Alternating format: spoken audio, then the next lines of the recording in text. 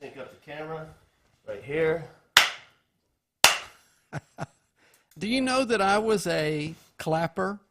Really? Back in the day, when Sam Taylor and Susie, my wife, they were producing videos for a band called Testament. I know that band. Yeah, and it's a really enjoyable day, by the way, here in for 24 hours here in practice what you bring. 24 hours, you know. So I was the clapper, and I needed the money. This was back when I was doing music full time, and I didn't make any money.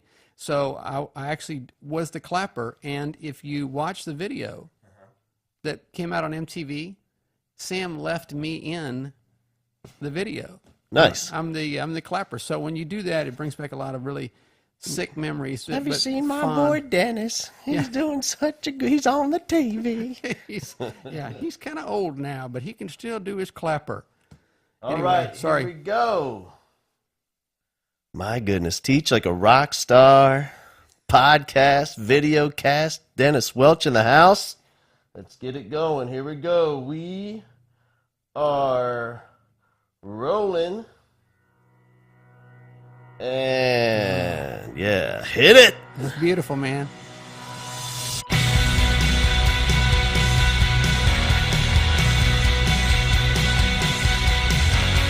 All right, here we go. Teaching a Rockstar podcast, video cast. Before we get started, so many people to thank and just so much appreciation.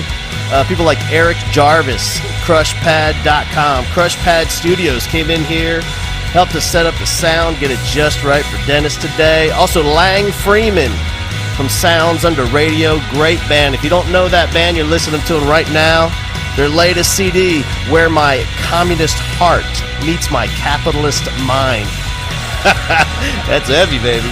John Fusile, SmackDabMedia.com. He's awesome. Ken Tondre from KenTondre.com. The Compound Music Group, also Rich Redmond. Lots of inspiration and ideas from those guys. Rich, of course, with Jason Aldean. New Voice Entertainment, RichRedmond.com. Appreciate all those guys for helping us out. And today we have Dennis Welch in the studio. So good to have Dennis. And you know what? Dennis, we met years ago, and I want to tell the whole story eventually.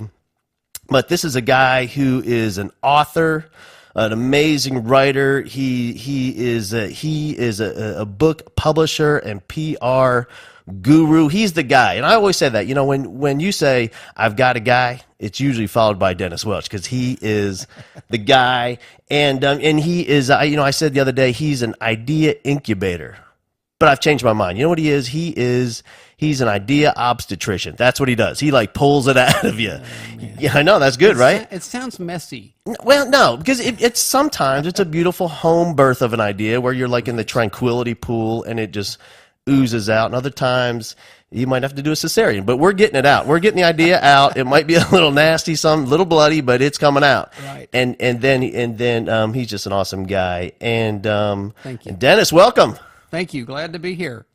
Yeah. So trick or treating. I was here when it all started. You were here in the double wide. I was teaching in the double wide. I met you in the double wide, and there were couches everywhere and beanbag chairs and great ideas. We call that a classroom, my friend. Yeah, it's lovely.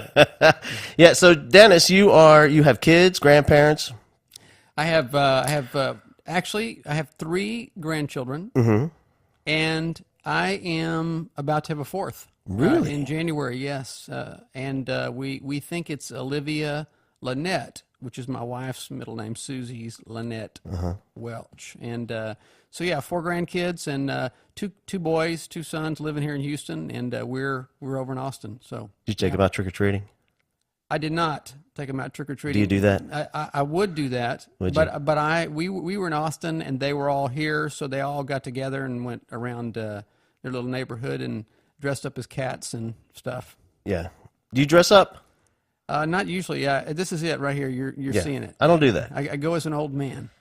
I don't do the dress up thing. You know what it is? I find it's embarrassing. I find like I feel ridiculous and it's humiliating, which is weird because it's the one day of the year you can wear whatever you want and not feel embarrassed about it. But you know what? And I thought, like in my mind, can I ask you a question? Yeah. If somebody made you dress up, yeah. What would you be? I don't do that. I wouldn't. I refuse. You're not even I going to take a answer? stand. I take it. Let me tell you what happened. So this dates back. I've thought about this because when I was a kid, and by the way, Halloween was way different because when I was a kid, you left the house, you made your costume, you got your pillowcase, Right. and you went door to door. You've got pounds of candy, and there's now we walk the kids and they go up the driveway to the house. They come back. No. You run through the flowers, you jump through the bushes, you go house to house to house, and it's dark and late, and your parents have no idea, and you're 8, and who cares? You get 3 pounds, you have to bring them home, you dump that out, you go back and get some more, and so so the costume thing, I can remember back when I was like 6. This is where it starts. This is where the humiliation begins in my life. Okay. And Is this a therapy thing we're doing? I'm going to get it out, and so. I can remember, and I had some cool costumes. Like I remember being a robot where you like glue tinfoil to a box or whatever and get your mom's buttons out of the jar and glue them on. So I remember myself, so I'm like 7, maybe 6 or 7, and I'm at a Halloween party and I'm dressed as a cat, which my mom helped me make. No, for a cat. So I'm wearing my sister's leotards, first of all. Okay. You see where this is going? I see trouble coming. Yeah, and all these other kids are like dressed as pirates, and they have daggers and freaking swords and nunchucks, and I'm a cat in leotards, right? And it is it's horribly embarrassing, and then it seems like every time I try something like that, that's what happens. Like when I was in college, I had a girlfriend, we went as Raggedy Ann and Andy. Yeah, that's not any good. No, because let me tell you, the cops show up. And they're getting people, and I say something. He says, "All right, settle down there, Raggedy Ann." Oh. I said, "No, I'm Raggedy Andy, my friend." Andy, right? Yeah, don't make that mistake. Others have. Right? He was dressed up as a policeman, though. Right? Yeah, it was the real deal, man. As far as I know, I don't know. Real bullets and stuff. Yeah. All right, so let's get into it. Dennis Welch, and we are going to talk about kids and books and writing and PR, and I'll tell you what, Dennis has written a book called Rich People Shop here, and I have a copy right here, and we're going to include this link right on our website so you can check this out. And so Dennis, have you always been a writer? Was this your thing, like growing up, or is it something that came late to you in life? You know how I've always been a word guy, and I found out early on that in fact when I was 4, my mother came home one day from Christmas shopping, and she said.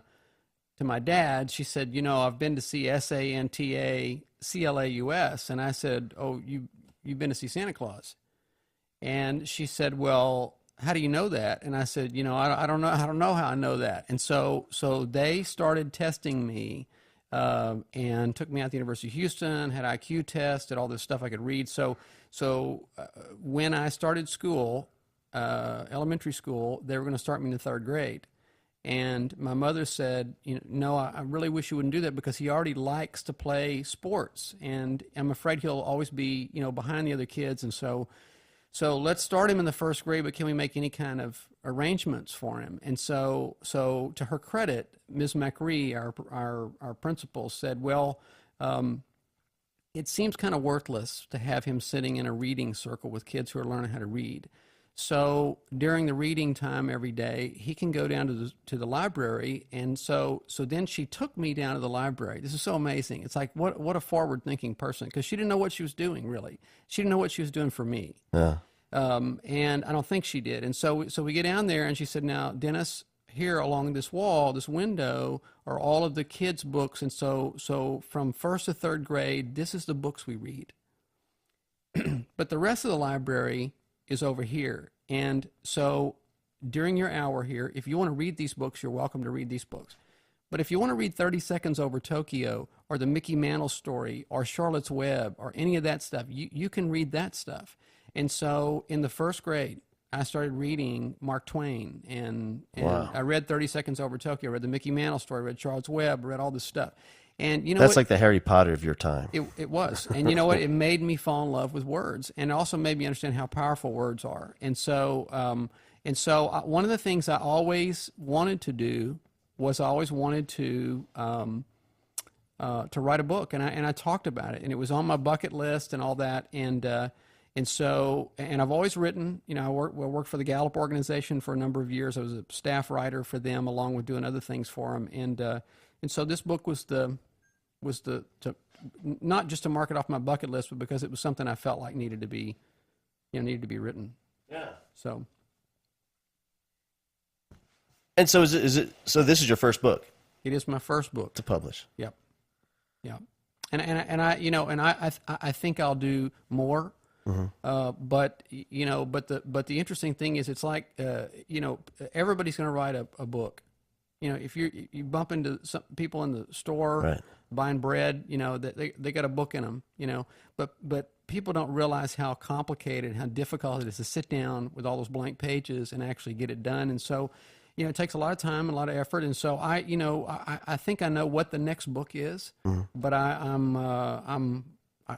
haven't started it yet. Yeah. I'm working on it. So.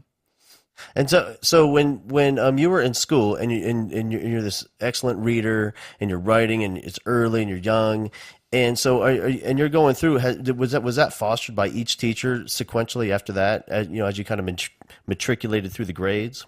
Less so. It was less so. I think I mean, they knew that in elementary school, certainly it was kind of like I was special there, Yeah. But once I got into junior high school, nobody really cared. I mean, nobody really paid attention like that.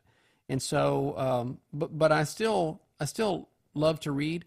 But it was interesting because it waned some in that time, and I became less interested in reading and more interested in sports and those kind of things. And I guess it's a normal reaction to have, but it ebbs and flows, right? Yeah. But it was no, I kind of wish they had, but I don't know if I would have loved it as much. When I fell back in love with it, it's been a lifelong affair, Yeah. How do you think that? Because you said you felt special in elementary school, and then I kind of get squashed. And it happens a lot. But in fact, you can walk into any first grade, second grade class, and the kids are in art, and you could say, "Hey, kids, who here is an artist?" And all 32 hands go up. Right. But by the time you get to seventh grade, you walk into the art class, you say, "Hey, who here is the artist?" And everybody points at the one girl. She's awesome. Right. But where does that happen? Well, I think it happens because, first of all, I think people sort of catch up with you. By the time, okay, so he can read and he's 4. That's interesting. When you're 8 and you can read, or you're 10 and you can read, it's a little bit less interesting. It's a less remarkable. And so, although my brother thought it was remarkable because he was 5 years older than me. So when I went in the first grade, he was in the 6th grade, and he would threaten me. He would take me around. There were 2 sides of the Janoski school, and he would take me around to the big boy side, and he would gather all these guys around. He would say, "Okay, Dennis, do it for him. Spell anti-disestablishmentarianism for him." And he would stand back like, and that's something. Check out my freaky little isn't brother. He amazing? And so I would spell anti-disestablishment, knowing that if I didn't, I'd get beat up when I got home. But it was so he thought it was special. But by the time I got into junior high school, it's like, okay, so you like to read, big deal, Yeah. there wasn't that. And I think here's the other thing is I think that creativity like that. We all do one thing better than 10,000 other people. We all do. Yeah. And sometimes it's creative things, and sometimes it's the ability to look at a problem and solve it, or whatever that is. The tragedy to me is that is not that there's a time where people point to the artist, because it might be true. It might be true that they're the artist and they get that. The problem is that you've got a whole room full of people pointing who have no idea what it is they're supposed to do. And so, I think it's, I worked for the Gallup organization for 13 years, and they do this study every year that asks, at work, I get to do what I do best every day. The Strengths Finder. It's the Strengths Finder. And only 20% of people, Hal, by their own admission, that's probably a fudged number. Yeah. It's probably much higher than that, because who's going to say, when I ask you, you get to do what you do best every day, who's going to say no to that? Right. No, I really am. I'm in a job I suck at. Right. That's not going to happen. So that number probably is artificially higher. So that means you have at least 80% of people who are not getting to do what they do best every day. Why? Because most people have no idea what the one thing is they do better than 10,000 other people. Now, that's a tragedy. Yeah. To me, that's I get out of high school and I don't have any idea what I do better than somebody else. And in the workplace, I mean, I think we're already kind of programmed to just do whatever we're told. Because that's, in fact, there's a great book by Robert Kiyosaki. I recommend it to everybody. It's called If You Want to Be Rich and Happy, Don't Go to School. And it talks about this concept of the programming that happens, where just do what you're told. Mm-hmm. Don't make mistakes. If you do, you're going to get counted off. Don't collaborate. That's called cheating. Don't collaborate. You sit in single file rows and columns and do what you're told. And still, it's that assembly line worker that we're trying to create. But what happens is they get into the workplace, and not only is that creativity stifled, but in addition to that, they have never been in a situation where they have even approach the idea of what is it do I do best? Because I just do what I'm told. Mm-hmm. And I follow the same program as 500 seniors. In the senior class, we all go along the same line, and you might play football or be in the choir, but that's about it. Right. You don't go too far afield, and which is ironic if you think about it, that we live in a culture that honors diversity. It says, you know what, how to really make this work? Let's have diversity. But diversity doesn't work if I'm sequestered, which is what I am, right? Yeah. I mean, I don't ever get to spend time with you and find out what it is that that I don't know that might help me, because I'm marching here and I'm marching along beside you, and the dirge music is playing and we're just trying to get this stuff done. Yeah. And it carries over. And now the problem, of course, is in the workplace is that, you've got a whole group of people showing up that are saying, you know what, I'm just not gonna do it that way. I'm not gonna work like that. That's a problem too. Yeah. Now, I mean, and yet, if you ask those people, well, so you're not going to do it this way. So what is it that you do that's so miraculous that you could maybe go off and start your own company or whatever? And you know what? They have no idea. They have no idea what that is. I'm going to be working on doing the PR on a book that's coming out in February called Finding Work When There Are No Jobs. It's remarkable. It's one of those books that I think will be special. And he actually talks about work and jobs as two completely different things. He says, look, J-O-B, okay, go get a job somewhere. Right. That's the plotting, that's getting through the day, that's just doing what you're told to do and all that. He said, but the fact is that all of us have some sort of magic that we can do. He goes, the guy who repairs my electricity in my house when things start to smoke, he comes in and takes a little metal plate off and he fixes it. I would pay that guy. He'll always have a job, but he figured out that's what he does best and he's really good at it. Or somebody who works on your car. I used to work on cars a lot when I was younger, but I can't work on a car anymore. But when I take it in and somebody does that, it's amazing that this guy can do this. He can hear a car. He can listen to a car and tell you what's going on inside of it, like a doctor, like Dr. DeBakey, And so is that special? Absolutely, it is. And so I think we have to fix that somehow. And I've always been blessed with people around me, thankfully, especially a wife who says, look, is this what you think you're supposed to be doing? Is this what you're called to do? Is this what your gift is? Is this what you're leaning into? You know what? I'm with you. I'll encourage you. I'll stand beside you. I'll help you figure out how to do more of this and all that. But I don't know that everybody's in that situation. I think a lot of people, they think they're crazy. Yeah. When they come in and say, hey, Dad, I know you want me to be a plumber, but I hear music. I hear this. I hear songs. I hear lyrics and things while I'm driving around. That's a little bit of insanity for most people. Yeah, and then having the courage, not just internally, but also a support system to go do that. And even for me, I was teaching, and I started speaking to schools, and I just had this passion for sharing information. I was learning from other teachers and kind of exponentially make an impact by sharing that with even more teachers who could go back and change their classrooms. And I had an opportunity to leave the classroom to go do that. But what it really took, it was my wife too, who really, said, this is something that, that you have to do. And we set a date, and I was going to go into the principal's office and resign.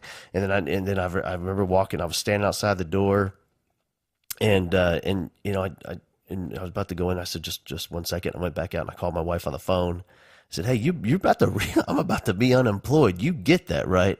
And she said, you get your ass in there. You quit. And, right. and I went back in there. I did it again. I said, one second. And I called her back and she said, you get in it and call me when it's done. And I went in and then I went in there and I sat down and I like started to well up with tears. And the principal, she started to cry and she said, you're going to leave us, aren't you? And I said, yes.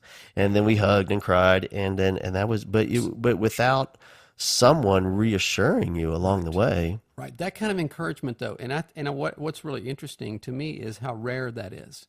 Yeah. That there are so many people in the world who we don't know what they would do. We don't know how great the world would be, and they don't have anybody in their circle to say, "Is that really what you're thinking? You know what? Just go try it." You know, to me, there's a lot of things worse than failure. You know, regrets are 1,000 times to me worse than failure, because, you know, I don't want to get older. I'm already old, but I don't want to get old and go, you know what, I could have done that. Yeah. I mean, I know people I know guys like that, especially. I don't know a lot of women like that, but I know guys like that who say, you know what, I could have done that. I could have been a contender, kind of thing. Right. And you know what, they constantly live back in that moment when they had that moment when they stood outside the principal's office and said, you know what, I should go in and I should take a flyer and I should just try this. I mean, you know, it's not the end of the world if you fail. To me, failure is not trying. And you know, and I mean, think about the power of just one person in your life saying, Hal, you know what you're called to do, buddy. Just stop. Just go get it done, kind of thing. And it's, you know, it's in some ways, people like that change the world. And you never hear of them, you know, because people see you. You're the visible face of what you do and all that. But you know, the results of what you do are because one person said, Hal, go do what you're called to do. Get out there and do this.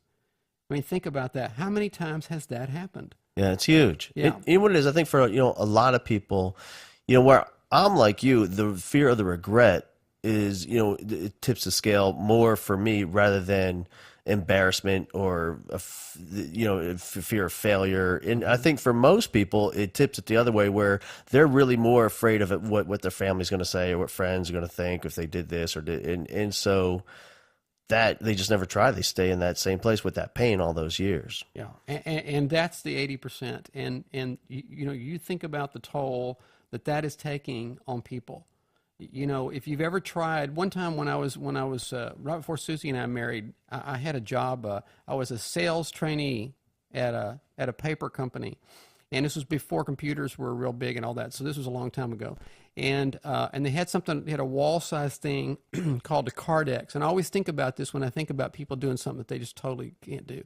And so, you know what a Cardex is? No. Okay, of course you don't, because it's there were Model A's and cranks back then. But anyway, it's a wall size thing, wooden thing, okay, and it has these little tiny drawers that pull out, and they have pieces of paper on them. And so, it sat in between all of the salespeople at the paper company, okay. So that guy sells something on the phone. He sells 500 sheets of paper. He hands me the deal. I have to hunt along the wall and find, you know, that particular kind of paper, because there were 1,000 different kinds of paper.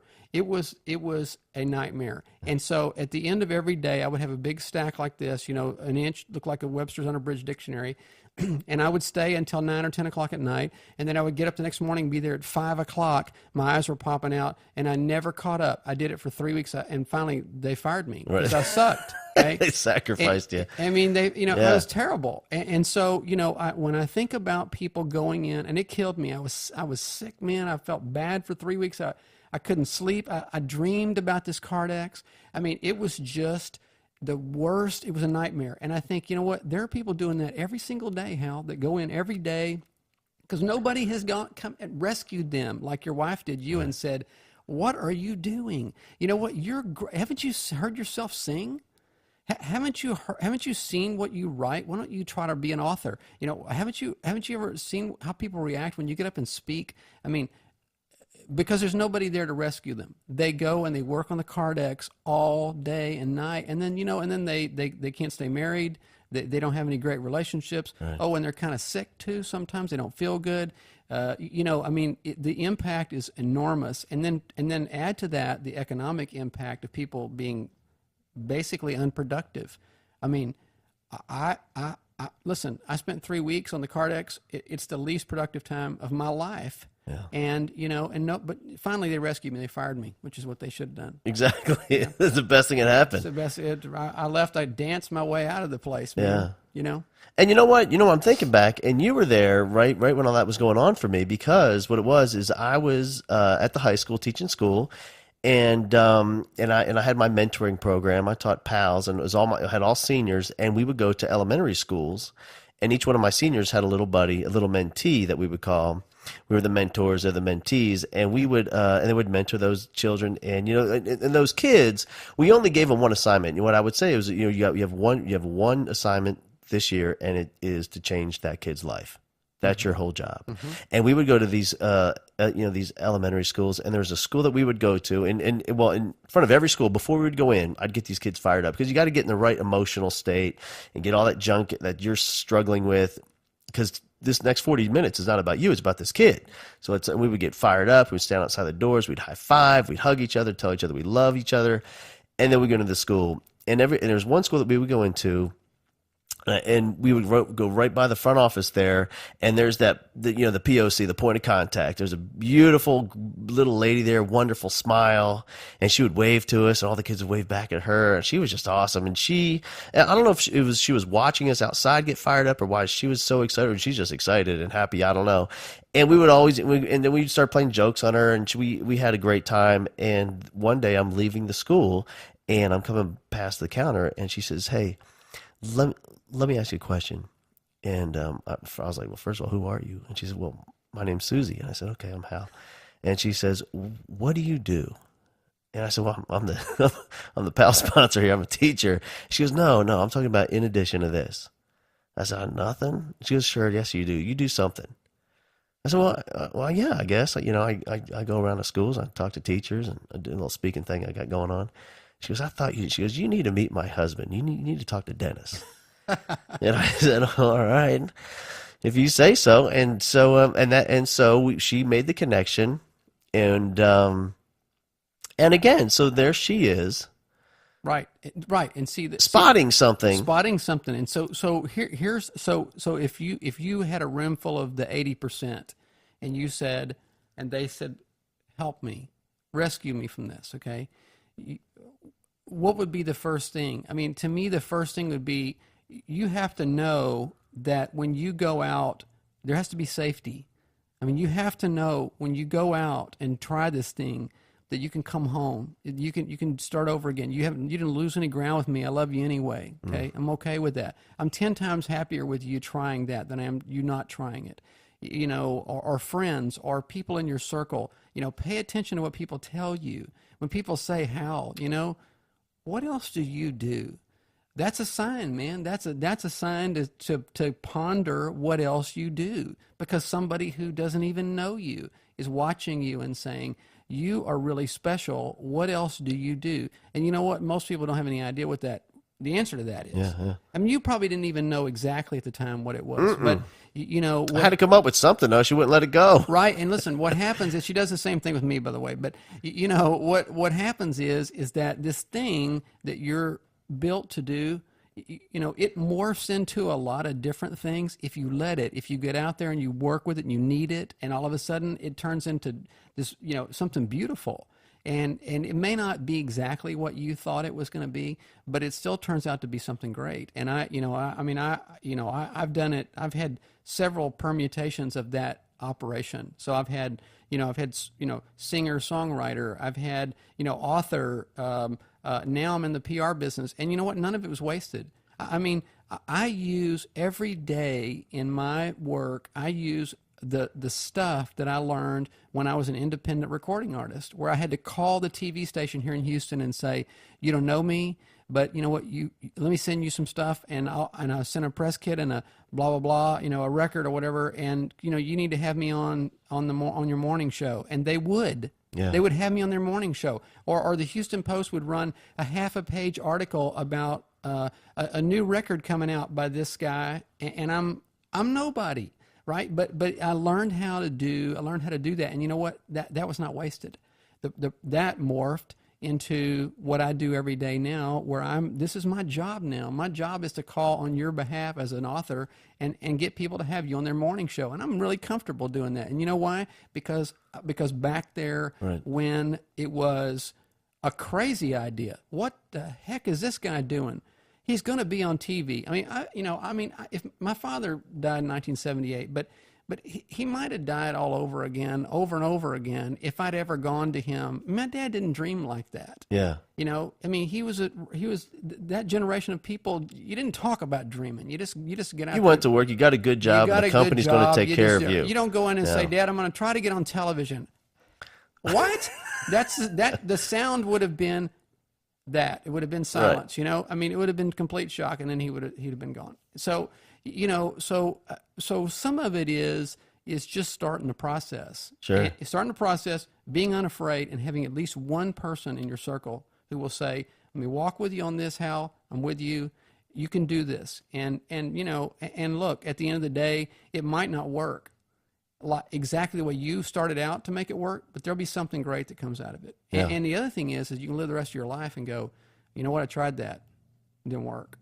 For me, that the story. I did 2 records. I didn't even play an instrument when I was growing up. I didn't even care about playing an instrument. Didn't even, I liked playing the radio, and all of a sudden I'm writing songs and stuff. And so when I finished the second record, KLOL here played Man of Steel 5 times a day for 3 months, and we sold a lot of records, and all of a sudden there was all this interest. I got a little independent record deal, and then there's major label people sniffing around and all that, and then my Waterloo was when I went out. King's X went out with Billy Squire and a band called Blue Murder. Mm-hmm. And I saw that tour. And did you really? Yeah. Oh, yeah. Well, I wasn't on it, by the way, because I only lasted 3 weeks, and I flew to Minneapolis, and I got my credentials, and I started this circus. And I was driving a truck that had a governor, so you could only go 55 on flat ground, which meant on hills and stuff you could go 12. Right. And there were no cell phones, and the bus was driving off and leaving me. I had no idea where we were going and all that. My kids were little. So I was calling home every night and talking to them. They were crying on the phone with me. It was miserable. Right. And so after 3 weeks, I said, you know what? I called Sam Taylor, and the manager for King's X, and I said, you know what, man, I can't do this. I just can't do it. And he said, you know what? He goes, that's good. That's good that you can't do it. He goes, so sometimes when you're climbing the ladder of success, it's against the wrong wall. But look, you know what? You're a fine songwriter. Don't stop doing that, but come home and figure out what you're going to do. Well, you know what? That was not wasted. That felt like failure at the time, but it wasn't a failure. It was, you know what? I never looked back romantically at it. I went to work and did something else, and I've been able to do a whole lot of other things that came out of that. But it's all creativity at the end of the day. For me, that's really what it's about. Yeah. And you know what? That every bit of that came from just taking little baby steps in the right direction. And sometimes there's a brick wall there. Sure. But you know what? I'd 10 times rather get to a brick wall and to find alternatives that are similar, that make me happy and that give me a chance to change the world a little bit, than to sit around at 75 and go, Hal, I could have done some stuff, but I didn't want to take any chances. Yeah. I don't want to live like that, That's the thing, when I tell people, because I talk to a lot of teachers who also want to do some sort of professional development thing, and they have great ideas, and I tell them everything I can possibly tell them, and then when we part ways, I said, listen, I'll work as hard as you work. And what I mean by that is, you have to get up every day and do something little. Yep. Just get it moving in the right direction. Just start something. Because when I did this, I would go into work, and because I was teaching full time, and I knew I had this idea in my mind that I want to put together. And so I thought and I'm teaching. I got kids, and my wife worked all afternoon. So let me ask you a question, though. I'm going to interrupt you. How long? First of all, when did you have the glimpse? Mm-hmm. Hey, I should be doing something else. When did that start to just begin to settle in? And then how long after that before you said, I got to, at least in a part-time way, while I'm doing other things, I got to start moving that way. I have to. Yeah. I don't know. And because the whole thing kind of came to me instead of me going, it's very different than I think a lot of people, a lot of people have an idea and they start moving in that direction. And for me, I didn't really have the idea. It kind of came to me where I had a principal, well, she was an assistant. She was actually the director of instruction. Her name is Barbara Crook, and she'll be on the show here as well at some point. And she was the director of instruction. And she was a big fan of my class and me, and was just super supportive and all. And I had, at the time I had some, what other people might consider real challenging kids, but we're doing great things in the class. And she would come to class and visit, not doing like a formal teacher observation thing, but just to hang out and check in and say hi. And she was awesome. And eventually we did great things in that school together. And then she went to become a principal at another school. And when she became a principal, she said, "Hey, when we get the next school year started, will you come over and talk to my teachers and tell them what you do and how you do it?" And I said, "Yeah, no problem. It'd be awesome." And then so I went home this summer, and then a few weeks go by, I started thinking about that, and I said, "Well, let me put some ideas together." And I never really stopped to think, like, how do you do what you do? Because when it's your thing, you never think, you just do it. It just kind of flows. And I never really thought about how I do it. I knew I was doing a good job. I knew I had some success. I knew kids loved it and loved the class. And we had this family that we would create in the classroom. But I never really stopped to think, how do I do that? And it forced me to kind of stop and do step by step. Well, what's really happening?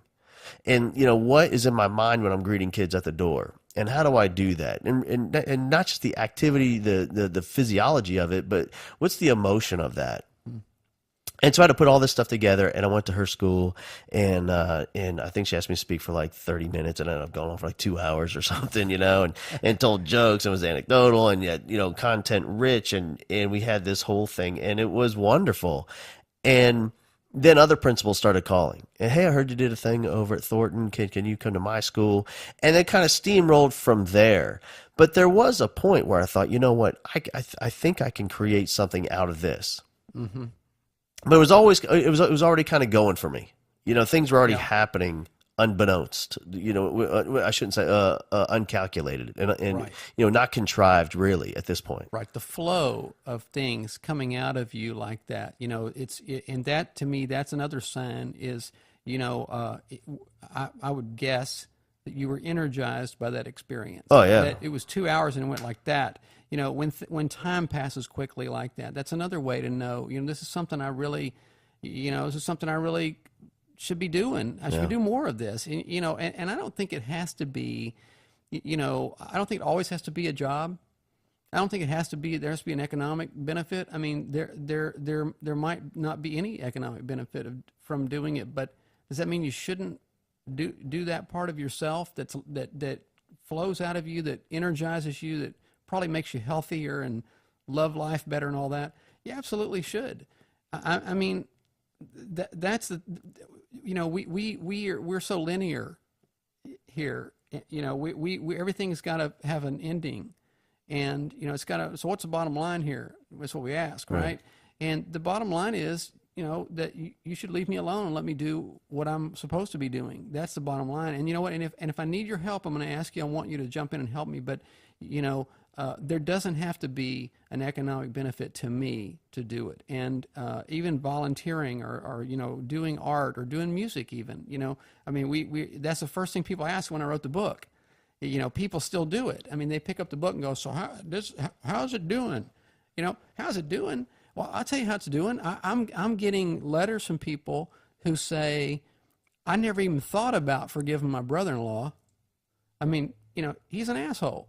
And I was going to hold a grudge the rest of my life, and then I read this and found out you don't have to do that. You gave me license not to do that, so I called him up and told him I loved him. So give me a number.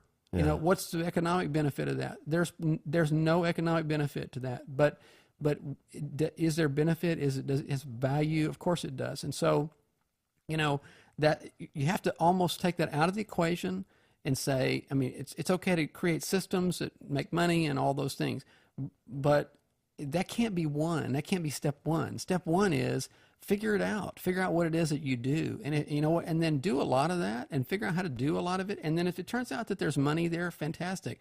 But I think, you know, because I've seen people do what you've done, Hal, and I admire you. You know that very much, and you know the world has changed a little because of you. And I think that's what causes the world to change, is us doing the things that we're really built to do. I think that's just the right thing to do. And don't put any kind of caveats on it. Just do it. Just go do it. And you know, that's really what you did. I mean, you figured out the systems, and you do more of it. And now there's a business model for it, supposedly. But you know, but that's not the point. I mean, right. It supports you so that you can go make a difference in the world. That's what it's really about. You know what, man, the way I look at it is I think there's things that we want to do, and there's things that we have to do. Mm-hmm. And, you know, my teaching a rock star thing for me, and you writing books like this, it's what we have to. I mean, I don't want to confuse it. Of course I want to do it, but it's deeper than that. Right. It's, you know, I think as far as whatever, the universe, however you want to, it's something that I have to do. Right. I can't not do it. I can't sit by myself and think, I have to go out there. I have to do it. And you know what? And sometimes we have 300 people in the audience. Sometimes there's 35, and it doesn't matter to me. No, they're getting the same thing. And I'm going to get up there, and I'm going to cry. I'm going to sweat. I'm going to stutter and stammer. I'm going to get excited. And you know what? It's because I have to do that, right, to feel good about who I am as a person. And here's the thing. I would say that not most people, all people have something like that. Yeah.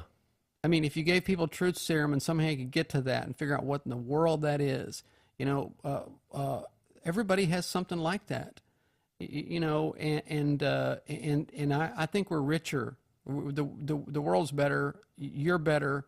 Your family's better. I mean, your kids are watching you go out and do this thing, and think of the impact on your children. You know, that I thought of that a lot. I always have thought deeper probably than I need to, frankly, you know, sometimes. And, you know, and I always thought about my kids. I'm thinking, I got 2 sons that are watching me, and, you know, I don't want them to be afraid, you know. Well, you know what? They're not.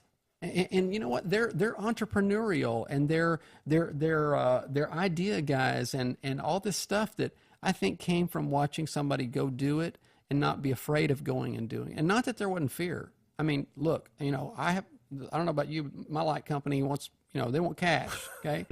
And they want it every month. They don't want my goodwill. Right. You know, if you say, man, listen, I'm changing the world, you know, I mean, they're going to say, well, you have to change the world in the dark, okay? Because we're not running electricity to you anymore, you know? So you have to make a living, there's a little fear factor there, but you know what, but that's not, you know, you step over that and you go anyway.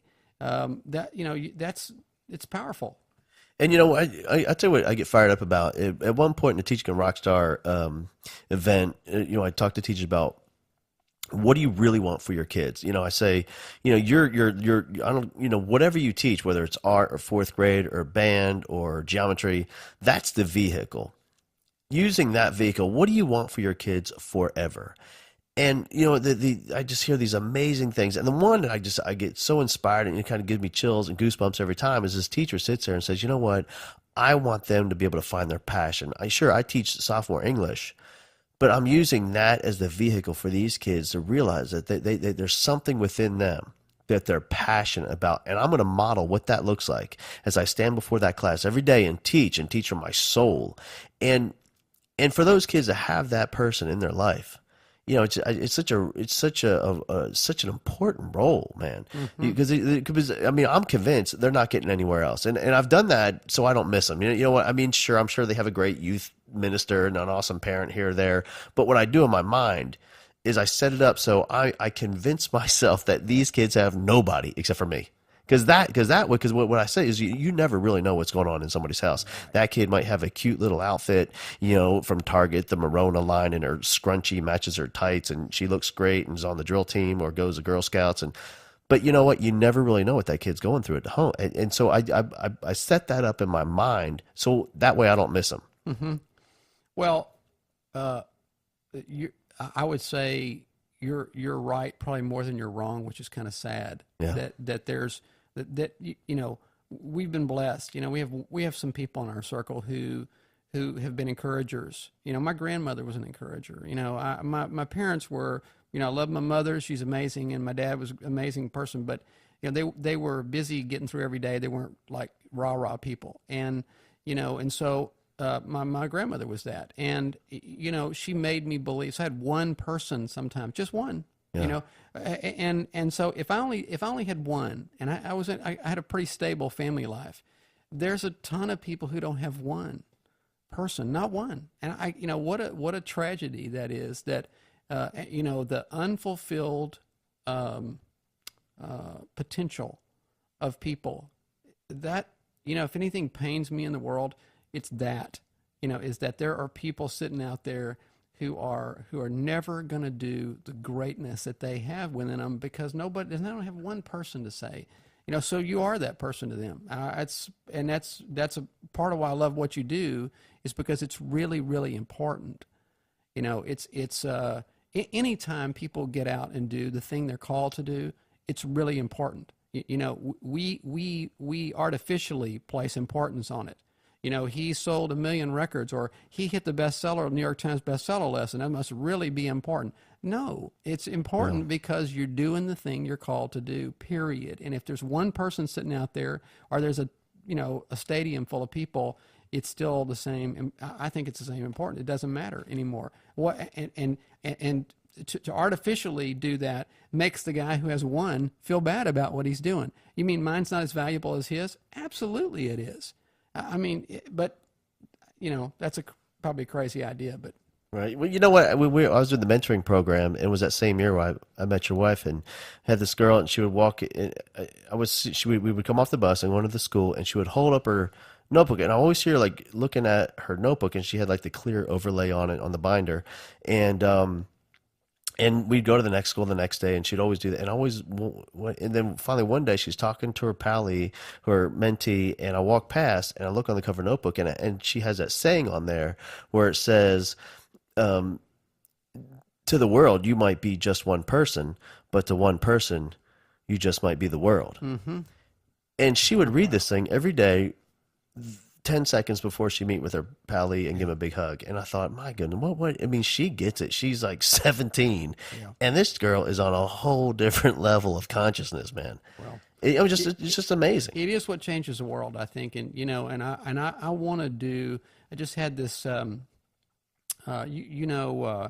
Science. Yeah. And Adam. The Power of a Teacher. Power of a Great Teacher. book. And, you know, and so we were trying to get, you know, I'm doing the PR on that book, and we were doing some work, and it was just like everybody was asleep. Yeah. And then, you know, one day I sent a note to Arianna Huffington, and I said, you know what, I got a great story for you. And, you know, and by the way, I don't want to do work that's just work. I don't want to have people sign. I don't want to sign clients who are just clients. I want to sign people who are doing something. I want to work with people who are doing something that matters. And, you know, it's, I don't even care what the economic benefits are to either one of us. You know, I mean, I want to do things that matter. And it's just, you know what, those kind of things are still remarkable. They have value that lasts beyond us. And I think that's what you're doing, by the way. So nice. You already knew that, but. I don't know, man. Sometimes I'm grinding out on the road. I'm sitting on the airplane, staring out the window at 2 a.m. I'm thinking, "Oh my goodness, what am I nobody doing?" said it was going to be easy. It's just that's the funny thing. For those 6 hours on stage, man, it is easy. It's awesome. I do my thing, but you know, the other 18 hours, therein lies the problem. There's the challenge. And so, for you in school, going through your 12, 13, 15 years you spent there in the school system. Right. So was there a teacher that you can think back? Because I believe everybody has this person, and some people, it takes them a while to come up with it. But you know, so many people have. I know for me, if you know, I can be in the grocery store and somebody walk by and I can smell the perfume, and I can say, "Oh, I had that teacher third grade." You know, and so yeah, and that was Miss Roner, and so. So who was it for you? If you could think back of all the teachers that you had, is there one that comes to mind that really was there for you emotionally and supported you and believed in you? You know how there's a, yes, absolutely. Yeah, Dorothy Wilson. Okay, Dorothy Wilson, and you know what? Dorothy Wilson was an angel sent from heaven. Okay, I mean, I'm telling you, it was it. The reason I'm doing the things I'm doing now, Dorothy Wilson had almost everything to do with that. And she was it was an interesting time for me. I was raised in kind of blue collar, um, North Side Houston, kind of segregated world that I lived in, and we were, and I had some stupid, kind of bigoted ideas about people who weren't like me. Okay, and I thought everybody should be like me, and fancy that, right? And so, I had I guess it was a government class, or I don't even know what the class was, but I had a black teacher, and he all of a sudden didn't show up, and he just didn't show up. He was just gone, and so they sent Mrs. Wilson in to be his successor. Okay, and she was a substitute originally. So she showed up, and she's a really large black woman, and she came in, and she sat down in her chair, and she said, "Okay, boys and girls." I was in like the 11th grade. I'm not a boy. I'm not a boy. I'm a man. There you are. So I thought, right? And so she said, this week is going to be Black History Week, and so we're going to study Black history. And anybody have any questions about that? And I was a smart aleck, so my hand shot up, and I said, well, yeah. I said, I do have, I got a question. I said, when's going to be White History Week? And she said, well, I'll tell you what. She goes, if you'll step outside in the hallway, what's the name again? I said, Mr. Welch, it's Dennis Welch. And she said, step out in the hallway, Mr. Welch, and I'll let you know when we'll talk about White History Week. Well, what I didn't know was that she was a trial lawyer. She had multiple degrees. She had more education and knowledge in her thumbnail than I had in my whole ridiculous bigoted body, right? And so we step out in the hallway, and this woman starts to dress me down, Hal, and I'm honest to God, I've never felt smaller. I was just about, just a speck of dust on the ground when she was done with me. And she said, now, let me tell you what you're going to do. You're not coming back in my class. She said, you're going to go down to the library, and you're going to check out Black Like Me. You're going to check out blah, blah. She went through this whole thing with me. I mean, she said, you're going to go down, you're going to, and tomorrow, you're going to come in here, and you're going to do a report, and you're going to tell me why we're having Black History Week. So I went down, and nobody had ever challenged me like that. Nobody had ever exposed me to that stuff. I never heard the other side, knew nothing about it, thought I knew everything, right? So I go and I read these books, and they broke my heart. And I wrote this presentation, and I went back in the next day, and I gave this heartfelt presentation to all the other bigoted white boys in there, right, and told them, you know what, hey guys, you know what, we are wrong. Okay, we're wrong. We're wrong. We've been wrong, and you know what, I don't know where I got this information, but I can tell you something. This is wrong. And you know what? So that's my presentation. Thanks a lot. Blah blah blah. Well, when it was over, at the end of the class, she called me over and she said, "Can I ask you a question?" And she said, "What are you planning on doing with your life?" And I said, "Well, my daddy's a machinist, and I'm gonna probably run an engine lathe. That's what I'm gonna do." And she said, "Well, I think that's that's not the answer I'm looking for." She goes, "That presentation right there." She goes, "I can't believe you went home with just those books just last night and you were able to put that kind of presentation together." She said, "You know what? You should be going to Harvard." She said, "You should be going to Yale." She goes, "You should be doing something special." And she said, "You know what? Whoever has told you you can't do something special is wrong, because you've." What she didn't know was that somebody had told me that I was special, but I'd forgotten it. Yeah. Right. And so here was somebody reminding me, you know what? You are not like other people. You're different, and everybody, and you know what, the great thing about that, Hal, is everybody should have that sermon delivered to them, right? And so she said, look, you have to go to college. And she said, look, if you want to learn more, she said, I'm willing to work with you, okay, and help you get caught up, because you're not caught up. You're way behind. You've taken shortcuts, and so it's time to stop taking shortcuts. So I'm going to give you a reading list tomorrow when you come in. She gave me Plato's Republic and all this stuff. I was like, for a guy who's going to run an engine lathe, I mean, Plato's Republic, come on.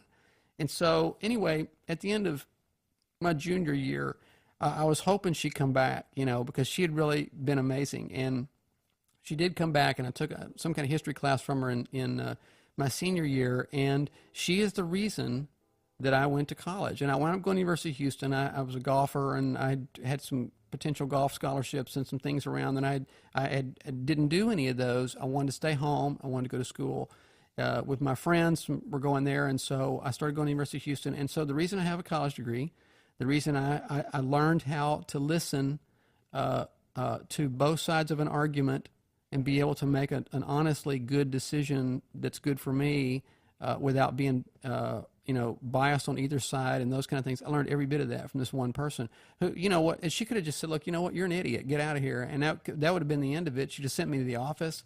I would have been running an engine lathe the rest of my life, wishing I could write songs and write books and things, every day, probably thinking about that would have killed me. Instead, she took me out, took the time to take me outside and dress me down, which I deserved, and fix me, and that was above and beyond the call of duty. And I don't know where she is. Would love to know where Dorothy Wilson is, if she's even still around. Yeah, because she was probably maybe 15 years older than us at the time. Maybe in her 30s. So she might not be around anymore. But it that was life changing. And I think I think without being too dramatic, I think she was an angel. I think she was sent from God to rescue me, and I'm thankful for her. Dressed you down, built you up. Yep. Changed your life. Absolutely. We call that teaching. Yeah. You know what? And look, and you know what? When it's done right, it changes it again. It's the same thing. You know what? And she knew. Look. She could have been doing anything. She had multiple degrees. She could have been practicing law somewhere or something. Here she is sitting in the room with a bunch of snot-nosed, smart-aleck, boys and girls, and you know what? I'm every life that I've impacted in my life, Dorothy Wilson's had a hand in that. I'd love to find her. It drives me crazy. I don't know where she is. Yeah. And you know what? It's so interesting because those experiences that you've had like that all play into your work now, not your job, but your work, like working with Steve and his book coming up. Yep. I Believe in You, yep. Which is really, there's a story right there for the book, because if she, you can kind of build, her actions are built on the presupposition that she believes in you, which is why she's taking the time to invest in you emotionally. So tell me this, because I need to know this. So I know that Steve did that for you. He did, yeah. And so tell me, can you tell me about that? You have time? We have time for that? Yeah. So I decided that I was going to do what I have to do, which is share some experiences with teachers. And I thought to myself, well, here's what I'm going to do. I'm going to go from school to school to school. I'm going to do professional development for teachers. I'm going to have this event I'll take around the nation. And at the time, it was called Legendary Teaching. And which is what it is for me, because I want to be in my mind, and I think every teacher wants to be that person where the kid looks back 30 years from now, or in your case 70 years from then, look back and say, you know what it was? It was Dorothy Wilson. That changed my life. Everything changed on the day that my cheeks hit the seat in that classroom, and she showed up. Right. My whole life, it was a different trajectory. Where now it's a whole new path, and where you've ended up, and over time, that trajectory, there's this huge difference. And so I was thinking, well, for me, that's called legendary teaching. I want to have that impact. And so that's kind of where the thing started with. And so, and I would I would work on this thing, and I would go to school every day. I'd get up at 4 a.m. every day, and I'd be sitting at my desk at school in my double wide. I was teaching in the portable building. Right. And we're overcrowded like that year the year I started doing this, we had 5,000 kids in the school. 5,000. Now the school was built for like 2,200 or something. We had 5,000. So we have like 80 portable buildings. And, it's no coincidence that I'm the furthest one from the school. They know exactly who I am and what I'm doing. So anytime that your portable is between the soccer field, the baseball field, and the football team practice field. Yeah, it was hardly on the grounds. No, exactly. Yeah. And anyway, so I'm out there, and I would show up at 5:15.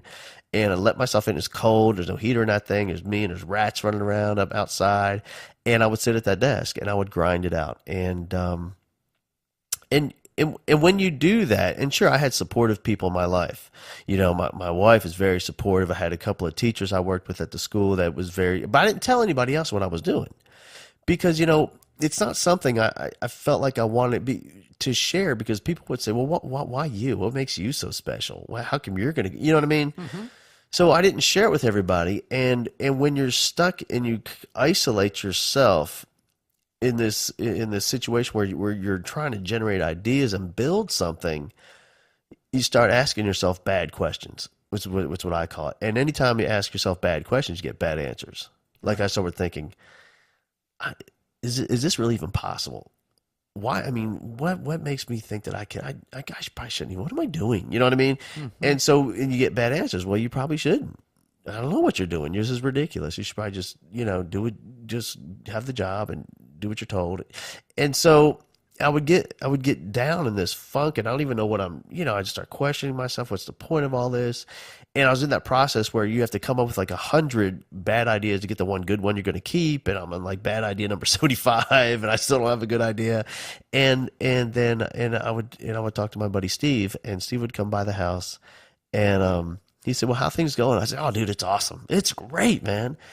And he said, no, really, tell me. And I said, well, maybe not, right? Right. And so, and I was just got to get it out there. And he'd say, you know what, man, you're the guy that's changing the world. You get that, right? And I just look at him because he said, no, you're the one who's changing the world. And he'd always put his hand on my shoulder, reach out his right hand, put it on top of my left shoulder. And, he's a lot taller than me, just like everybody. And he would look down and he goes, hey. And I would, I'd look up and he looked me right in the eye and he goes, man, I totally believe in you. I believe in you. And that's how he would end the conversation.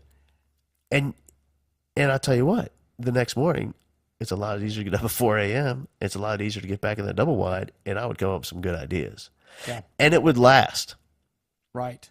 And it seemed like it was, whether it's coincidence or fate or who knows what it is, but anytime I was in that funk, we would have another experience like that. Or even when we would meet people in public, we'd be hanging out, having a beer, and we would meet some folks that maybe he knows, and he would introduce, what he'd say, hey, this is my friend Hal. He's the guy that's changing the world, man.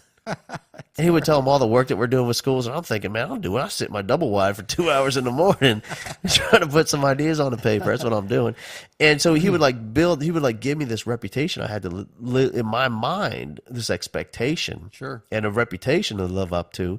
And so, since then we've gone into this Teach Like a Rockstar thing and kind of changed the packaging. It's the same content as Legendary Teaching, but it's called Teach Like a Rockstar now simply because it works better and teachers want to go.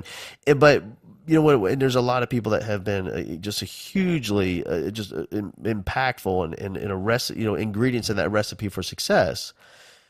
And without each one of those ingredients, I don't think the thing would ever happen. But I'm telling you, that ingredient of the person that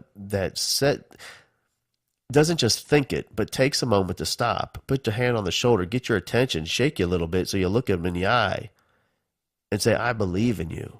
You know what? It's almost prophetic. It's almost prophetic. We become who we think we are. And I'm not a person who believes you can do anything you want to, Hal. You could be anything you want to be. I totally disagree with that, because spend 10 minutes with me working on your car, and you go, maybe you're not a mechanic. Right? My joke is that how long it takes me to do something on your car is how long it takes an actual mechanic to do it, times the number of musicians involved, times 5, right? But so I don't think you can do anything you want to do, but there is one or two things. There are a couple of things, and maybe offshoots of those things that are from the same branch in terms of talent and stuff. You are built to do them, and have somebody come along and say, Hal, you are the man. You can do this. I mean, that's prophetic, and to speak that into people's lives, as opposed to the stuff that we get everywhere else. You know, I mean, it's almost like, you know, you climb out of the primordial soup and you start doing something great, and people pull you back in because they're like, who does he think he is? Who in the world? He lost his mind. He's just one of us. You know, he's just a North Side Houston boy or whatever it is. Yeah. You know, and you have to get past that. I think, you know, obviously a great way to get past it is to have somebody in your life who will say it out loud. You know, that's the power of words too, is that, you know what, there is something about saying it that is, and declaring it. One of the things I tell people when I have a little sermonette that I do about how we're all called to something. And, you know, one of the things I say, you know, I have this little thing that says, you know, so how do you start doing this? Well, the first thing I would say is, first of all, once you know what it is, declare it. You know, tell your wife, tell your friends, you know what, I'm going to do this. I'm pretty sure this is the right place for me to be, and I'm doing it. Well, there's something about saying it out loud that makes you go, oh man, I got to do this now. You know, I told all these people that I'm going to do it, so I got to show up. I got to make this happen. And it works the other way. I mean, having somebody like Steve in your life that says, "Hey man, I love you. You're the man." You know, there's something about that. And I mean, then you feel like, man, I don't want to let this guy down. He thinks I'm the man. Right. You know, right. and maybe I am after all, you know, and you kind of put your shoulders back and you sort of change. It changes our, you know, the way we look at what we're doing, because we think if we're doing it by ourselves, we're freaking crazy. But if that guy, who's a pretty sane, smart guy, thinks I'm okay, I must be okay. You know, I'm just went through this with a songwriting thing. I won't go into all the details, but a very famous songwriter, okay, a guy that I admire and love to pieces, a great guy. You know, he heard something I was doing. Now, I've been writing songs, Hal, for 35 years. And you know what? And, you know, mostly I've heard them. You know, I mean, none of them have ever been huge hits. You know, there have been little moments, but nothing great, nothing what you call great, you know. And this guy just shows up and says, oh my God, you know what? That song, that Worth My Time song, that has the potential to be a great song. And you know what? I'm going to help you. I'm not even going to get involved. I'm just going to be your editor and help you do it.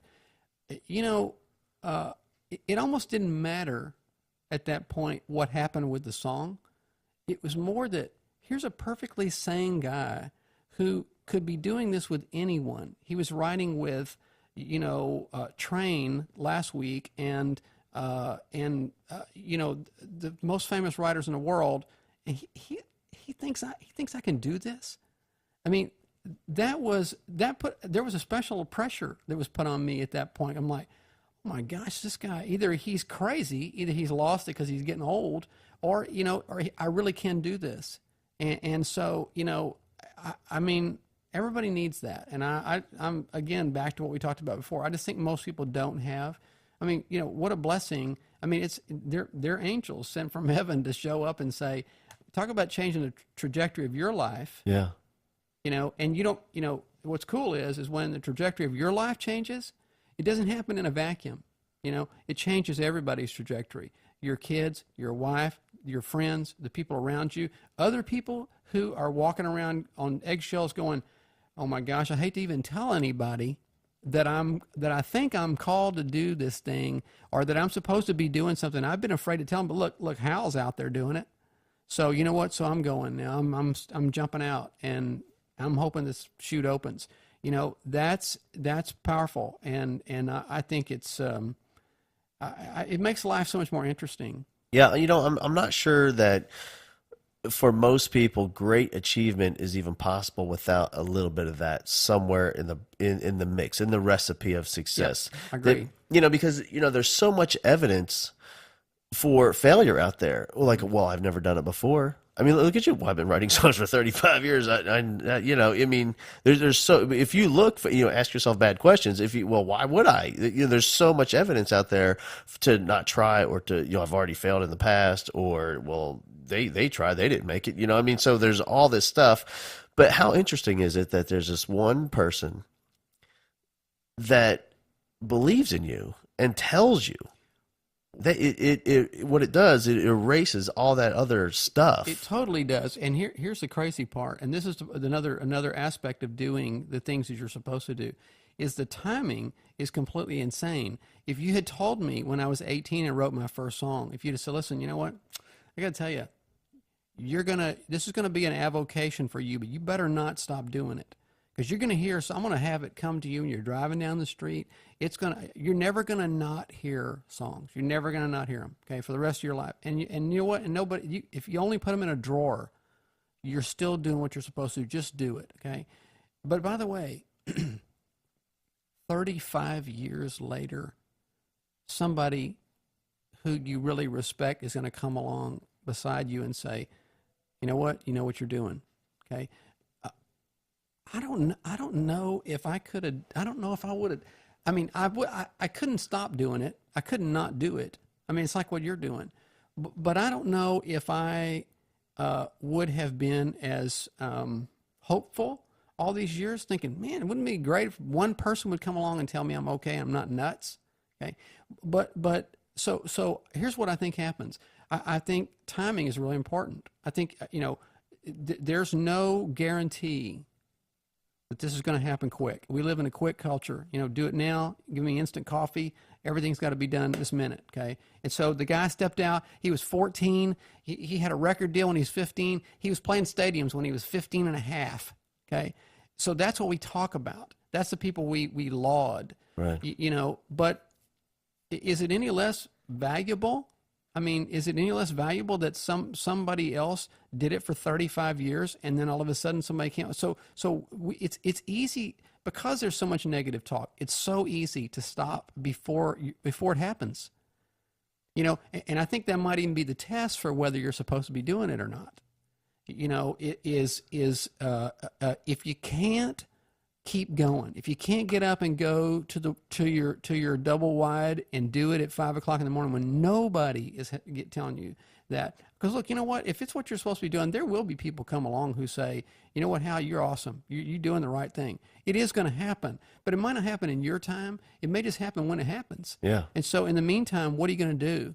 And so many people stop either right before their guy shows up, or they stop, along the way, and they're miserable the rest of their life. It's like, what are you doing? Just because you can't, just because it hadn't happened yet doesn't mean it's not going to happen. And by the way, is there any joy in getting up every day and doing the thing you're supposed to be doing, even if it's for an hour? Absolutely there is, and so I think that's another thing, is that, patience is such a virtue that we don't talk about in our society much anymore, because we want everything done right now. And I don't think greatness happens overnight. It happens over time. And, that's just the way that's my opinion. And, because we're surrounded by naysayers, I tell the story when I do this little sermonette. I talk about, the story of Joseph in the Old Testament, where the sheaves bowed down to him, and then the stars stars showed up and he was the moon and all that stuff. Well, his brothers didn't like that. And as soon as he was called, he was surrounded by naysayers. And I thought, you know what, that's in Genesis, for heaven's sakes. You know what, we still have it. We still have it. We still have people around. So, so how important is it to have one person who says, you know what, Joseph, you're not crazy. You're going to do something great here. And by the way, the story of Joseph, he spent 10 years in jail. All this happened when he was 17. And he didn't become the vice president of Egypt until he was 31. So 14 years later, and he had not one inkling in those 14 years, not one, that he was going to ever do anything great, except that one moment when he had these dreams. You know what? That's a great example of how it works. And, I don't want to quit before my time. Yeah.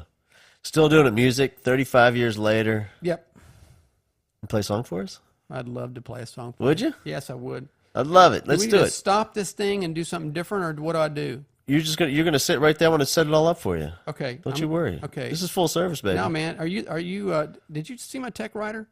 It's pretty. I got it. Right. Okay. All right, so this is a song about I thought I was writing this about my grandson, but it really is a song about single fathers. It's called "Love Is on My Side."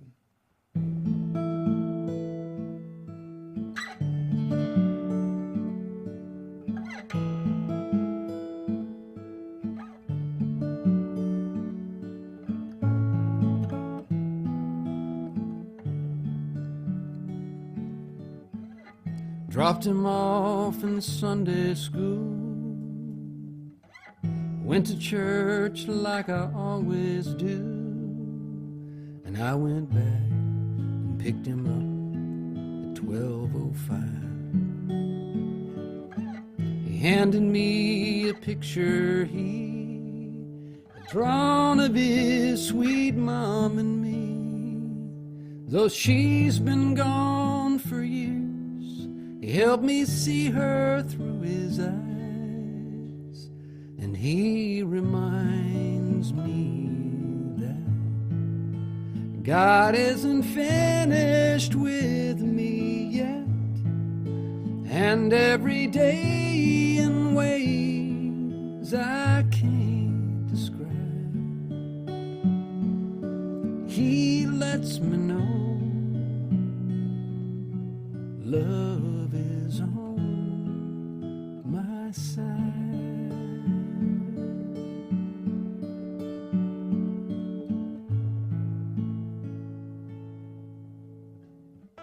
He's only 8 years old. I swear he's made of solid gold, and he's the only thing that matters in this old world. He's the sun and moon to me, my reason and my sanity. And on those days I think I can't go on, he reminds me that God isn't finished with me yet, and every day in ways I can't describe, he lets me know love is on my side.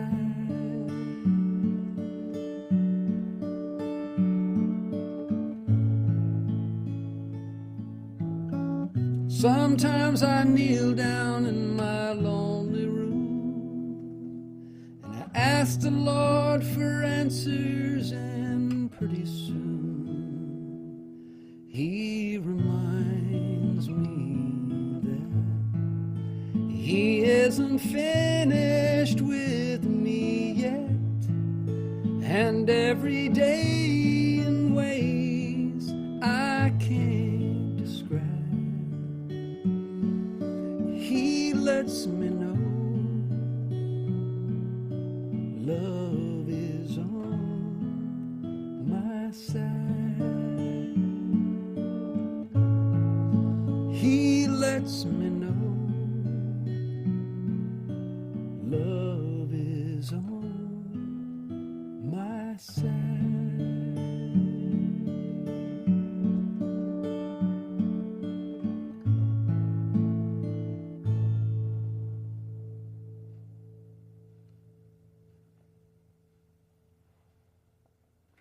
Love it. Thank you. Love it, brother. Thank you. Thank you. Thank you. Thank you so much for that. That was awesome. And for being here today, man. Wonderful. Love being here. I like discussing all this stuff with you, man. Yeah. Invite me back sometime. We'll finish the story when we're both financially all set. I'm not sure that's ever going to happen, but that's wishful thinking, man. I believe in you, brother. I believe in you too, man. But yeah, if we're gonna wait until I'm financially all set, Right. Let's just go ahead and do it before then. maybe you better do it just for pretty soon. safety. Be safe about this thing. Absolutely. Thank you so much for everybody tuning in. Dennis Welch, what a Thank you for great having me. guest. Thank you. You're very welcome. Enjoyable. And again, thanks for all those folks we named at the beginning: Lang Freeman, Eric Jarvis, Rich Redmond, Ken Tondre, all playing a key role in putting this thing together. And we have Teach Like a Rockstar shows coming up. We go out Sunday, hitting the road Sunday. We're going to be in Marietta, Georgia on the 5th. Then we go to Birmingham, Alabama on the 6th, New Orleans on the 7th, and then we're doing our Texas tour in December, and then we're hitting Florida in January. And also January, we have a number of school in-services. And so we'll see you out there on the road. Thanks so much, everybody. I appreciate you. Also, before we leave, I like to introduce new music to everybody. So here is a little mood music. In case you're driving to work, listening, download it to your phone. You got to get in the right mood. Here's a guy that a Rockstar Teacher alum. I believe I met her in Oakland. Her name is Debbie Babb, and she turns me on to great music. She's awesome and a great teacher. And she turned me on to this cat named Jonathan Tyler. Out of Dallas, Jonathan Tyler and the Northern Lights, and I just saw him live a couple weeks ago at the Ziegenbach Music Fest here in Houston. I'm going to go see him Friday night, coming here in Houston at Fitzgerald's on the I believe it's the 10th maybe. I'll have to check that out. And so here is Jonathan Tyler. Have a great day. Thanks so much for all you do for the kids, the leaders of tomorrow, sitting in your classrooms today. I appreciate you so much. Take care. Since I heard from you, now you come round, knock on my door. Yeah, I don't know who you think I am or what you've heard before. But I ain't down for those crazy games of your downright gypsy ways. So take your lies and all your things and take them right back from where you came from.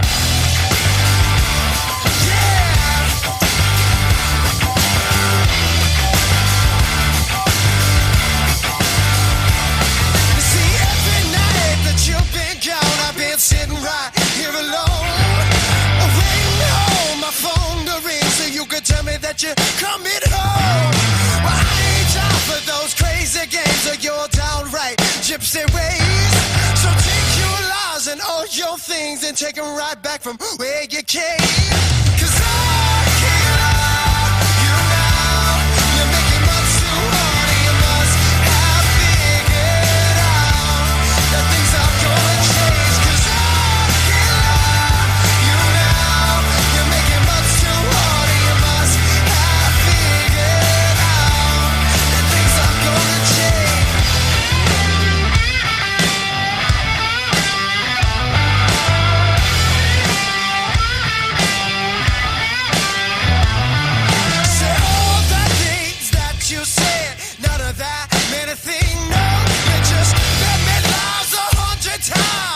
You can have your way. Well, I ain't down for those crazy games of your goddamn gypsy ways. So take your lies and all your things and take them right back from where you came.